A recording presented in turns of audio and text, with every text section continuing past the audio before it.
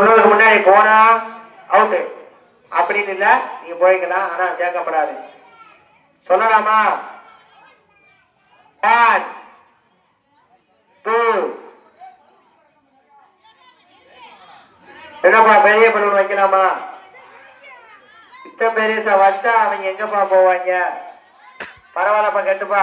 அந்த பெரிய பலூனை வச்சு விட. தோள்பட்டை ஓட்டக்கூடாது. கையை நீட்டு, கையை நீட்டு. கமிட்டி எடுக்கிட்டு வா. அழகு போட்டு கையை முன்னாடி நீட்டுமா. ரெடியா? 1 2 1 2 3. என்ன பழப்பு? நம்ம வாழ்க்கை எதை நோக்கி பயணமா போய்கிட்டு இருக்குன்னு தெரியலையே. என்ன பழப்பு?